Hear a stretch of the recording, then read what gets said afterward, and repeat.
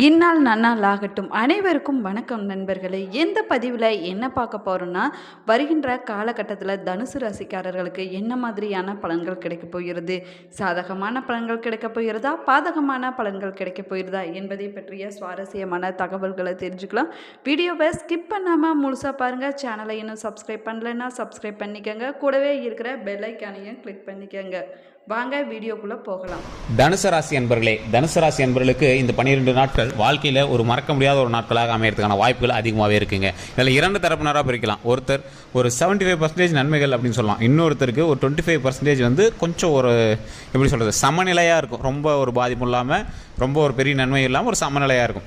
இந்த 75% நன்மைகள் தரக்கூடியவர்களுக்கு சின்ன சின்ன தடைகளும் ஏற்படுறதுக்கான வாய்ப்புகள் இருக்குது. அந்த தடைகளை தவிர்ப்பதற்கான ஒரு முக்கியமான பரிகாரம் இந்த வீடியோவில் சொல்ல போகிறேன். அது எளிமையான பரிகாரமாக தான் இருக்கும். அது கண்டிப்பாக வீடியோவில் ஸ்கிப் பண்ணாமல் பாருங்கள். அதே மாதிரி நிறைய பேர் தனிப்படையான ஜோதிடம் பார்க்கணும் அப்படின்னு ஆசைப்பட்டீங்க. உங்களுடைய ஃபோன் நம்பர் கீழே நீங்கள் வந்து ஃபோன் நம்பர் கொடுத்துருப்போம். ஸோ அந்த நம்பருக்கு நீங்கள் வந்து ஃபோன் பண்ணி ஜஸ்ட் உங்களுடைய பிறந்த தேதி, பிறந்த நேரம், பிறந்த ஊர் சொன்னீங்க அப்படின்னா போதுமானது. அடுத்து நீங்கள் என்ன பண்ணணும், இப்போ உங்களுக்கு என்ன நடந்துட்டுருக்கு, உங்களோட ஃபேமிலி பேக்ரவுண்ட்லேருந்து எல்லாமே அக்குவே ராணி வேறு வந்து சொல்லிடுவாங்க. ஸோ அது மட்டும் இல்லாமல் கணவன் மனைவி பிரிந்து இருக்கிறீங்களா, இல்லை ஏதாவது காதலர்கள் பிரச்சனையா, இல்லை ஏதாவது பண பிரச்சனையா, இல்லை ஏதாவது ஃபினான்ஷியலாக பிரச்சனையா, இல்லை வம்போடர்கள் ஏதாவது மாற்ற மாதிரி இருக்கா, கேஸ் ஜெயிக்குமா ஜெயிக்காதான்னு தெரியுமா, சில வசதி பிரச்சனைகளா, எல்லா பிரச்சனைகளுக்குமே ஒரு வந்து தீர்வு சொல்கிறாரு. பிரபல ஜோதிடர் தான். நிறைய ஆக்ட்ரஸுமே அவங்களோட திறமைக்கேற்ப, அவங்களோட வளர்ச்சிக்கேற்ப இது எப்படி நடக்கும், என்ன நடக்கும் அப்படிங்கிறது எல்லாமே வந்து அவர்கிட்ட கேட்டு தெரிஞ்சுக்கிறாங்க. உங்களுக்கு வேணும் அப்படின்னா நீங்கள் வந்து கீழே இருக்கிற கான்டாக்ட் நம்பருக்கு ஜஸ்ட் ஃபோன் பண்ணி நீங்கள் வந்து உங்களோட ப்ராப்ளத்தை சால்வ் பண்ணிக்கலாம். சரி சார், இதெல்லாம் ஒரு பக்கம் இருக்கு. இப்போ இந்த தனுசு ராசியை பொறுத்த வரைக்கும் வாழ்நாளில் மறக்க முடியாத ஒரு 12 நாட்களாக வரக்கூடிய நாட்கள் அமைக்கிற வாய்ப்புகள் அதிகமாகவே இருக்குங்க. தங்களோட வளர்ச்சியை கண்டு மற்றவர்கள் பொறாமைப்படக்கூடிய ஒரு நேரமாக கடந்த ஒரு 3 மாத காலம் இருந்திருக்கும். அது மட்டும் இல்லாமல் கடந்த ஒரு 3 வருட காலத்தில் நீங்கள் படாத கஷ்டம் கிடையாது. பிடிக்காத வாழ்க்கை, பிடிக்காத இடம், பிடிக்காத மாற்றங்கள், நிறைய விஷயங்களில் சந்திச்சிருப்பீங்க.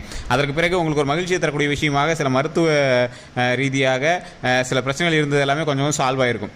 அதனால் குழந்தை இல்லாதவங்க குழந்தை பிறந்திருக்கும், திருமணம் ஆகாதவங்க திருமணம் ஆகிருக்கும், சொத்து வாங்குறீங்க சொத்து வாங்கியிருப்பீங்க, வீடு கட்டுறீங்க வீடு கட்டியிருப்பீங்க, நிலம் வாங்குறீங்க நிலம் வாங்கியிருப்பீங்க, அதே மாதிரி வண்டி வாகனங்கள் வாங்குறீங்க வண்டி வாகனங்கள் வாங்கியிருப்பீங்க, கார் வாங்குறீங்க கார் வாங்கியிருப்பீங்க. ஸோ இந்த மாதிரி நிறைய விஷயங்கள் வந்து உங்களோட லைஃப்பில் நடந்திருக்கும். கடனில் நடந்ததோ ஏதோ ஒன்று, ஆனால் உங்களுக்கு வந்து பொருளாக வந்து மாறி இருக்கும். ஆனால் சில கடன் பிரச்சனைகள் உங்களுக்கு இருந்துகிட்டே தான் இருக்கும். ஃபினான்ஷியலாகவும் சில பிரச்சனைகள் இருந்துகிட்டே தான் இருக்கும். அதே மாதிரி ஃபேமிலி ரீதியாக உங்களுக்கு குடும்பத்தில் பெரியவங்க இருக்காங்க பார்த்தீங்களா, அவங்களுக்கு வந்து உடல் ரீதியான உபாதைகள் கொஞ்சம் அதிகமாக இருக்கிறதுக்கான வாய்ப்புகள் அதிகமாகவே இருக்குது. அதற்காக நீங்கள் செலவுகளும் அதிகமாக பண்ணியிருப்பீங்க. மருத்துவ ரீதியான செலவுகள்னால தான் நீங்கள் ரொம்ப அதிகமாக அவதிப்பட்டிருப்பீங்க. பெரியவங்க இருக்காங்க, அக்கா தங்கச்சிங்க இருக்காங்க, குழந்தைங்கள நீங்கள் வந்து அதிகமாக மருத்துவ ரீதியான செலவுகள் அதிகமாக பண்ணியிருப்பீங்க. உங்களுக்கே கடந்த வருடங்களில் கண்டிப்பாக ஒரு மருத்துவ ரீதியான செலவுகள் பண்ணியிருப்பீங்க. மினிமம் ஒரு 3 அல்லது 4 நாட்கள் நீங்கள் வந்து ஹாஸ்பிட்டலில் இருந்து தான் நீங்கள் வந்து எல்லாமே பார்த்துட்டு வந்திருப்பீங்க. அது மட்டும் இல்லாமல் இந்த ராசினரை பொறுத்த வரைக்கும், தனுசு ராசியை பொறுத்த வரைக்கும் வாழ்நாளில் வளரக்கூடிய ஒரு ராசியில் ஒரு முக்கியமான ராசி இது. ஒரு பிறந்தாங்க வாழ்ந்தாங்க இங்கே போட்டு போனாங்கலாம் இருக்கவே இருக்காது. இந்த ராசினால தான் மற்றவங்க வாழ்ந்த மாதிரி இருக்கும். இந்த ராசினால தான் நிறைய பேருக்கு முன்னேற்றங்கள் இருந்த மாதிரி இருக்கும். இந்த ராசினால தான் அவங்களோட குடும்பம் வளர்ந்த மாதிரி இருக்கும். இந்த ராசினால தான் நிறைய நண்பர்களுக்கு நல்ல உறுதுணைகள் கிடைச்ச மாதிரி இருக்கும். இந்த நிறைய நண்பர்களுக்கு வாழ்க்கையில் முன்னேறுவதற்கு உதவிகரமாக இருந்த ஒரு முக்கியமான ராசியாக இந்த தனுசு ராசி இருக்கும். நண்பர்களுக்கு ஒரு ப்ளஸ் பாயிண்ட் இந்த தனுசு ராசி. அதே மாதிரி இந்த தனுசு ராசியை பொறுத்த வரைக்கும் சில நெகட்டிவ் பண்புகளும் இருக்குது. தேவையான நேரத்தில் வச்சுக்காங்க, தேவையெல்லாம் விட்டுருவாங்க. அவங்க கூட வேலையை பார்த்து போயிட்டே இருப்பாங்க. எதையுமே பெருசாக எடுத்துக்க மாட்டாங்க. மைண்டில் குழப்பிட்டு இருப்பாங்களே தவிர மற்ற விஷயங்கள் எதுவுமே பெருசாகவே எடுத்துக்க மாட்டாங்க. டக்குன்னு தட்டிட்டு போயிட்டே இருப்பாங்க. இது மட்டும் இல்லாமல் இந்த ராசினருக்கு ஒரு மிகப்பெரிய யோகம் ஒன்று இருக்குங்க. என்ன அப்படின்னு கேட்டிங்கன்னா, இவங்க நினச்சது இவங்க பாட்டு ஸ்பாட்டில் நடத்திட்டு போயிட்டே இருப்பாங்க. ஆனால் எந்த ஒரு விஷயம் தேவையில்லையோ அதை வந்து மெயினாக பண்ணிடுவாங்க. எது தேவையோ அதை வந்து கண்டுக்கவே மாட்டாங்க. அதனாலேயே இவங்க வந்து நிறைய சிக்கல்களை சந்திச்சிருப்பாங்க. எல்லா ரீதியான இடங்களிலும் சமாளிக்கக்கூடிய திறன் இந்த தனுசு ராசிக்கு இருக்குது. இது உண்மை எப்படின்னா மறக்காம கமெண்ட் செக்ஷனில் பதிவிடுங்க.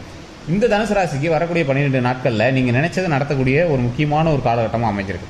என்ன சார் நினைச்சதை நடத்தக்கூடிய காலகட்டம் அப்படின்னு பார்த்தீங்கன்னா, உங்களுடைய லைஃப்பில் நீங்கள் முன்னேறுவதற்கு ஒரு முதல் படிக்கட்டு எடுத்து வைப்பீங்க பார்த்தீங்களா, அந்த படிக்கட்டு இன்றிலிருந்து ஆரம்பம் அப்படின்னு சொல்லலாம். அந்த படிக்கட்டில் நீங்கள் வைக்கக்கூடிய முதல் ஸ்டெப்பை சின்ன சின்ன தரங்களுக்கு கண்டிப்பாக ஏற்பட்டிருக்கும். இப்போ நீங்கள் தொழில் இல்லாமல் வீட்டில் இருந்திருப்பீங்க, ஏதோ ஒரு வருமானம் இல்லாமல் வீட்டில் இருப்பீங்க. இல்லை தொழில் இருக்குது சார், ஆனால் ஏதோ ஒரு காரணத்தினால நான் வந்து லீவில் இருக்கேன். சார் தொழில் இருக்குது சார், ஆனால் ஏதோ ஒரு சின்ன தடையினால் ப்ராப்ளம் ஆகிடுச்சு சார். வேறு இடத்துல ட்ரான்ஸ்ஃபர் கேட்டால் வேலை இது பண்ணி விட்டாங்க. வேலையில் என்னன்னே தெரியல சார், அவங்களே வேலையை விட்டு அனுப்பிச்சி விட்டாங்க. இந்த மாதிரி நிறைய விஷயங்கள்லாம் உங்களுக்கு வந்து நடந்திருக்கும். ஸோ இந்த மாதிரி காலகட்டத்தில் அடுத்து ஒரு விஷயம் ஆரம்பிக்கலாம் அப்படின்னு நீங்கள் வந்து ஆரம்பிக்கக்கூடிய ஒரு காலகட்டம் இது. உங்களுடைய தொழிலோ உங்களுக்கு வருமானமோ ஓரளவுக்கு சைடில் ஏதோ ஒன்று இன்கம் வந்துட்டு தான் இருக்கும், இல்லைன்னு சொல்லலை. உங்களோட கடன் பிரச்சனையை சால்வ் பண்ணுற அளவுக்கு உங்கள்கிட்ட வருமானம் இருந்துட்டு தான் இருக்கும், இல்லைன்னு சொல்லலை. ஆனாலும் கடன் பின்னாடி இருந்துட்டு தான் இருக்கும். நீங்கள் எவ்வளோ சம்பாதிச்சாலும் அது வந்து அதிகபட்சம் வந்து சில மருத்துவ ரீதியான விஷயங்களுக்கு தேவையில்லாத செலவுகளுக்கு தான் இப்போ வந்து செலவு பண்ணிகிட்டு இருப்பீங்க. அப்படி இருக்கக்கூடிய உங்களுக்கு வரக்கூடிய காலகட்டங்களில் இனி இனி வரக்கூடிய காலகட்டங்களில் ஒரு முன்னெச்சரிக்கையாக நீங்கள் செய்யக்கூடிய ஒரு சேவிங்ஸ்னு சொல்லலாம். அந்த சேவிங்ஸுக்கு ஃபஸ்ட்டு ஸ்டெப் வைக்கக்கூடிய காலகட்டம் இனி வரக்கூடிய 12 நாட்கள். இந்த 12 நாட்களில் நீங்கள் கொஞ்சம் அந்த சின்ன சின்ன தரங்கள்லாம் தாண்டி நீங்கள் வந்து அதை காலை வச்சிட்டிங்க அப்படின்னா ஆட்டோமேட்டிக்காக உங்களுக்கு வந்து வருமானம் வரும். அதே மாதிரி இதுதான் சாக்குன்னு உங்களை வந்து ஏமாத்துறதுக்கும் நிறைய விஷயங்கள் வந்து உங்கள் கிரகம் வந்து உங்களை வந்து கொஞ்சம் ஏமாற்றி பார்க்கலான்னு சில விஷயங்கள் பண்ணுறதுக்கான வாய்ப்புகளும் இருக்குது. அந்த 25% உங்களுக்கு கொஞ்சம் பார்த்துருக்கணும்னு சொன்ன பார்த்தீங்களா, அது அந்த 25% நீங்கள் என்ன பண்ணணும் அப்படின்னா உங்களை ஏதாவது ஒரு பெரிய அகலக்கால் வச்சு மாட்டி விடுறதுக்கும் வாய்ப்புகள் இருக்குது. ஸோ எது பண்ணாலும் ஒரு டைமுக்கு 100 டைம் யோசிச்சு பண்ணக்கூடிய ஒரு காலகட்டமாக இந்த காலகட்டம் அமைஞ்சிருக்கு. ஒரு கிளிக்கு இல்லைன்னா உங்களுக்கு அவ்வளோதான், அடித்தா ஜாக்பாட்டு இல்லைன்னா 0 அந்த மாதிரி உங்களுக்கு வந்திருக்கும். ஸோ அதனால் ஜாக்பாட் அடிக்கணும்னு ஆசைப்படுறத விட அதை சமநிலையாக கொண்டு போகணும் அப்படிங்கிற மாதிரி நீங்கள் கொண்டு வாங்க. எந்த தொழில் தொடங்குறீங்க அப்படின்னாலும் அதிக முதலீடு போடாதீங்க. யாரை நம்பி இன்வெஸ்ட் பண்ணாதீங்க. யாரை நம்பி கேஸோ கோர்ட்டு கட்சி வழக்குகள் இந்த மாதிரி எதுக்கும் போகாதீங்க. உங்களுடைய தொழில் உண்டு, நீங்கள் உண்டுன்னு இருங்க. வேலைக்கே நீங்கள் வந்து ஏதாவது ஒருத்தர் ரெக்கமெண்ட் பண்ணுறாங்க அதுன்னா நீங்கள் எதுவும் பண்ணாதீங்க. நீங்கள் இப்போ வந்து ரெக்கமெண்ட் பண்ணுறக்கூடிய டைமில் கிடையாது. ஸோ அதனால் அதை கொஞ்சம் பார்த்து அட்ஜஸ்ட் பண்ணி பாருங்கள். அதே மாதிரி உங்களது வருமானத்திற்கு ஏற்ற மாதிரி செலவுகளை பண்ணுங்கள். அதிக அகலக்கால் வச்சு நீங்கள் எதுலேயும் மாட்ட வேண்டாம். நீங்கள் செய்யக்கூடிய தொழிலானது, நீங்கள் வாங்கக்கூடிய பொருளானது உங்களுடைய நேமில் இருக்கா, டாக்குமெண்ட் கரெக்டாக இருக்கா, இல்லை நீங்கள் வாங்கக்கூடிய தொழிலானது இல்லை நீங்கள் வாங்கக்கூடிய நிலமானது வீடானது கரெக்டாக இருக்கா, டாக்குமெண்ட் கரெக்டாக இருக்கா, லீஸு கரெக்டாக இருக்கா, எல்லாம் செக் பண்ணிக்கோங்க. ஈஸி கரெக்டாக இருக்கா, நீங்கள் ஏதாவது வாடகைக்கு லேண்ட் எடுத்து லீஸுக்கு எடுக்கிறீங்க அப்படின்னாலும் அந்த லீஸோட பத்திரம்லாம் கரெக்டாக பண்ணியிருக்கீங்களா அதெல்லாம் பார்த்துக்கோங்க. அதுக்கு தகுந்தாற் போல் நீங்கள் வந்து செலவு பண்ணுங்கள். மற்றபடி ஒரு பெரிய இஷ்யூஸ் கிடையாது. இதில் அந்த சின்ன சின்ன தடங்கள்னு சொல்ல பார்த்தீங்கன்னா, இப்போ நீங்கள் தொழில் ஆரம்பிக்க போகிறீங்க, கையிலே காசு இருக்கான தொழில் ஆரம்பிக்கலாம்னு நினைக்கிறீங்க. ஓரளவு பரவாயில்ல தான் சார், ஆனால் ஆரம்பிக்கிறேன், ஆனால் சின்ன சின்ன இடைஞ்சல்கள் சின்ன சின்ன நெருக்கடிகள் இருக்குது சார், அது என்ன சார் பண்ணுறது? அதுக்கு தான் நீங்கள் வந்து பண்ணக்கூடிய ஒரு முக்கியமான பரிகாரம், உங்களுடைய ஃபஸ்ட்டு நீங்கள் இதுக்கு பண்ணுறதுக்கு ஒரு 5 விஷயம் தான் இதில் பண்ணணும். இந்த 5 விஷயம் ஈஸியான விஷயம் தான். ஃபஸ்ட்டு உங்களுடைய குலதெய்வ வழிபாடு. நீங்கள் எங்கே இருந்தீங்க அப்படின்னா ஃபஸ்ட்டு உங்களுக்கு குலதெய்வத்தை போய் கும்பிட்டு வந்துருங்க. திருமணமான பெண்களாக இருந்தீங்க அப்படின்னா உங்களுடைய தாய் வீட்டு இதையும் கும்பிடணும், புகுந்து வீட்டு இதையும் கும்பிடணும். ஆண்களாக இருந்தீங்கன்னா உங்களோட புகுந்து வீட்டு உங்களுடைய தாய் வீட்டு இது கும்பிட்டீங்க அப்படின்னாவே போதுமானது. உங்களுடைய குலதெய்வத்தை கும்பிட்டீங்க அப்படின்னாவே போதுமானது. நிறைய பேர் அவங்களோட தாய் வீட்டு குலதெய்வத்தையும் கும்பிடுவாங்க, அதையுமே கும்பிடுங்க, ரொம்பவே நல்லது. இது இன்னொன்று என்ன அப்படின்னு கேட்டிங்கன்னா, இந்த ராசிக்காரரை பொறுத்த வரைக்கும், தனுசு ராசிக்காரரை பொறுத்த வரைக்கும் எவ்வளோ இக்கட்டான சூழ்நிலை போனாலும் கடைசியாக கடவுள் கையை பிடிச்சி இழுத்துலேருந்து உங்களை சரி பண்ணி விட்டுருவார். இது உங்களுக்கே தெரியும். ஏதோ ஒரு தெய்வீக சம்மந்தப்பட்ட ஒரு விஷயத்தில் தான் உங்களோட ஃபேமிலி இருக்கும். இந்த தனுசு ராசியை பொறுத்த வரைக்கும் ஏதோ ஒரு விஷயத்தினால, ஒரு டிவோஷனல் சம்மந்தப்பட்ட ஒரு விஷயத்தில் உங்களோட ஃபேமிலியில் உங்களோட தாய் தந்தையரோ இல்லை உங்களோட தாத்தா பாட்டியோ இல்லை உங்களோட அண்ணன் தங்கச்சி ஏதாவது ஒரு விஷயத்தில் டிவோஷனல் சம்மந்தப்பட்ட விஷயத்தில் இருப்பீங்க. ஆனால் நீங்கள் வந்து வேறு மாதிரி இருப்பீங்க. அதில் வந்து கொஞ்சம் வேரியேஷனாக இருப்பீங்க, ஆனால் ஒரு கிராமத்தால் தான் இருப்பீங்க. ஸோ இந்த மாதிரி இருக்கக்கூடிய ராசிக்காரர்கள் உங்களுக்கு ஒரு முக்கியமான பரிகாரம் அப்படின்னா ஃபஸ்ட்டு மேட்ரு நீங்கள் குலதெய்வ வழிபாடு பண்ணிவிட்டு ஒரு எலுமிச்சம்பழம், 2வது பாயிண்ட்டு அங்கேருந்து எலுமிச்சம்பழம் எடுத்துகிட்டு வந்து வீட்டில் வச்சு எப்பயுமே பூஜை பண்ணிவிட்டு அந்த எலுமிச்சம்பழம் வாடுறதுக்குள்ளே மறுபடியும் அடுத்த தடவை குலதெய்வ கோயில் போயிட்டு வந்துருக்கேன் இந்த 12 நாட்களில். ஸோ அந்த 12 நாட்கள் மட்டும் இல்லாமல் நீங்கள் அடிக்கடி இதை பண்ணிங்க அப்படின்னா உங்களுக்கு மிகப்பெரிய நன்மை உண்டு. இது வந்து 2வது பாயிண்ட் எலுமிச்சம்பழமா. 3வது பாயிண்ட்டு ஒரு 10 பேருக்காவது அன்னதானம் பண்ணுங்கள். அன்னதானம்னா பெருசாக பண்ணோம் அப்படிலாம் கிடையாது. தயிர் சாதமோ எலுமிச்சை சாதமோ புளி சாதமோ நீங்கள் ஒரு கப்பில் கூட கலரி ஒரு சின்ன பக்கெட் மாதிரி இதில் கலரி அதை ஒரு 4-5 பேருக்கு வந்து கொடுத்தீங்க அப்படின்னா ரொம்பவே நல்லது. இது 3வது. 4, 5 நீங்கள் பண்ணக்கூடிய ஒரு மிகப்பெரிய விஷயமானது முடிஞ்ச அளவுக்கு திருப்பதி வழிபாடு நீங்கள் ஒரு டைம் பண்ணிவிட்டு வாங்க.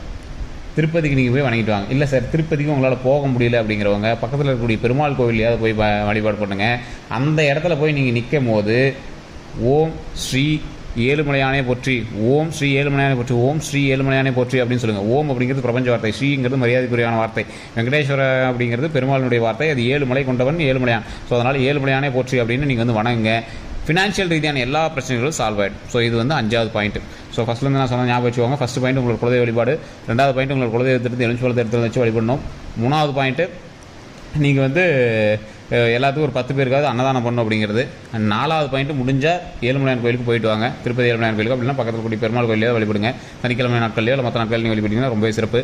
5வது பாயிண்ட்டு அங்கே இருந்து ஓம் ஸ்ரீ ஏழுமலையானே போற்றி அப்படின்னு 7 டைமோ 3 டைமோ 11 டைமோ உங்களால் எத்தனை டைம் சொல்ல முடியுதோ அத்தனை டைம் மனதார சொல்லிவிட்டு உங்களுக்கு என்ன தேவையோ அதை வந்து வேண்டிட்டு வாங்க. இதுதான் உங்களுக்கு செய்யக்கூடிய ஒரு மிகப்பெரிய நன்மையாக இனி வரக்கூடிய காலகட்டங்களில் அமைய போகுதுங்க. ஸோ இது மட்டும் இல்லாமல் நீங்கள் இன்னும் எனக்கு ஸ்பெஷலாக இருக்கணும் அந்த 12 நாட்கள் அந்த தடைகள்லாம் எதுவுமே இருக்கக்கூடாது, பிரச்சனையே வரக்கூடாது அப்படின்னா எந்த கோயிலுக்கு போனீங்க அப்படின்னாலும் தட்சிணாமூர்த்தின்னு ஒருத்தர் இருப்பார். அந்த தட்சிணாமூர்த்திக்கு முன்னாடி போய் நின்று நெய் விளக்கு ஏற்றி தீபம் ஏற்றி எந்த தடைகளும் வராமல் எங்களை காப்பாற்று கடவுளே அப்படின்னு வணங்கிட்டு வாங்க. அந்த தட்சிணாமூர்த்தி வந்து தடைகளை நிவர்த்தி செய்வதற்காகவே இருக்கவர். ஸோ அவர்கிட்ட கொண்டக்கடலை மலையோ இல்லை கொண்டக்கடலை சுண்டலோ வச்சு வழிபட்டு 2 நெய் விளக்கேற்றி நீங்கள் தலையை நிமிர்ந்து இது பண்ணக்கூடாது. அப்படியே பணிவாக ரைட் சைடில் நின்னோ இல்லை நேரில் நின்னோ. எல்லா கோயில்கள்லையுமே கடவுள் வந்து நேராக நின்று வழிபடக்கூடாதுவாங்க. தட்சிணாமூர்த்திட்டு மட்டும் தட்சிணாமூர்த்தி கொஞ்சம் உயரமான இடத்துல இருப்பார். அந்த கோயிலை சுற்றி வரும்போது உயரமான இடத்துல இருப்பார். தலையை இப்படி நிமிர்ந்து இப்படி கையை ஏந்தி முதுவை வணங்கி கும்பிடணும். அவருடைய ஃபேஸை பார்த்து, ஏன்னா அவரே வந்து மேலே தான் பார்த்துட்டு இருப்பாரு, அவர் ஃபேஸை பார்த்த மாதிரி தலையை வணங்கி கும்பிட்டு அந்த இறைவன்கிட்ட அருளை பெற்றுட்டு வரணும். அதுதான் வந்து ஒரு முக்கியமான விஷயமா அந்த இடத்துல கருதப்படுது. அது மட்டும் இல்லாமல் தட்சிணாமூர்த்தி நிறைய பிரச்சனைகள் சொல்யூஷன் கொடுப்பார். குழந்தை இல்லாதவங்களுக்கு குழந்தை வரம் கொடுப்பதற்கு மிகப்பெரிய ஒரு தடைகளை எல்லாத்தையும் சால்வ் பண்ணக்கூடியவர் தட்சிணாமூர்த்தி. திருமணம் ஆகாதவங்களுக்கு திருமண தடைகளை சால்வ் பண்ணக்கூடியவர் தட்சிணாமூர்த்தி. தொழில் ரீதியான பிரச்சனைகள் தடைகளை சால்வ் பண்ணக்கூடியவர் தட்சிணாமூர்த்தி. இந்த மாதிரி எல்லா வகையான தடைகளும் சொல்யூஷன் கொடுக்கக்கூடியவர் தட்சிணாமூர்த்தி. தட்சிணாமூர்த்தி தடைகளை விளக்கிட்டார் அப்படின்னா நீங்கள் கோயிலை சுற்றி வரும்போது ஒவ்வொரு சாமிகிட்டையாக நீங்கள் வந்து வேண்டிகிட்டே இந்த பிரச்சனையெல்லாம் சால்வ் பண்ணிக்கூட, இதில் வருமானத்தை கூட, நீண்ட ஆயுள் கூட, உடல் ஆரோக்கியத்துக்கு, மன வலிமை கூட, வம்சத்தை வளர்த்துக்கூடிய, இது எல்லாமே நம்ம வந்து வேண்டிகிட்டெல்லாம் செல்வ செழிப்போடு நம்ம வந்து வாழலாம். ஸோ இதுதான் வந்து கடவுள் கொடுக்குறது நமக்கு. ஸோ இதுதான் வந்து முக்கியமான ஒரு விஷயமா இந்த வீடியோவில் நம்ம சொல்லியிருக்கோம். இந்த 12 நாட்கள் இது கண்டிப்பாக பண்ணுங்கள். இதை பண்ணிவிட்டு உங்களுடைய கருத்துக்கள் எதுவும் இருந்தாலும் கமெண்ட் செக்ஷனில் பதிவிடுங்க. நம்ம வீடியோ பிடிச்சிருந்தால் லைக் பண்ணுங்கள், உங்களோட நண்பர்களுக்கு பகிருங்க. இது ஃபேஸ்புக்கில் பார்த்தீங்கன்னா ஃபாலோ பண்ணிக்கோங்க, யூடியூப்பில் பார்த்தீங்கன்னா சப்ஸ்கிரைப் பண்ணிட்டு பெல் பட்டனை ப்ரெஸ் பண்ணிக்கோங்க, அதில் ஆல் அப்படின்னு கிளிக் பண்ணிக்கோங்க. கண்டிப்பாக ஏதாவது உங்களுக்கு ஒரு டவுட் இருக்கும், ஃபோன் மூலமாக சால்வ் பண்ணிக்கலாம் அப்படின்னு டிஸ்கிரிப்ஷனில் ஃபோன் நம்பர் இருக்குது. ஃபேஸ்புக்கில் பார்த்தீங்கன்னா ஸ்க்ரீன்லேயே ஃபோன் நம்பர் இருக்கும். ஜஸ்ட் நீங்கள் வந்து கால் பண்ணி கேட்டு தெரிஞ்சுக்கலாம். நன்றி நண்பர்களே.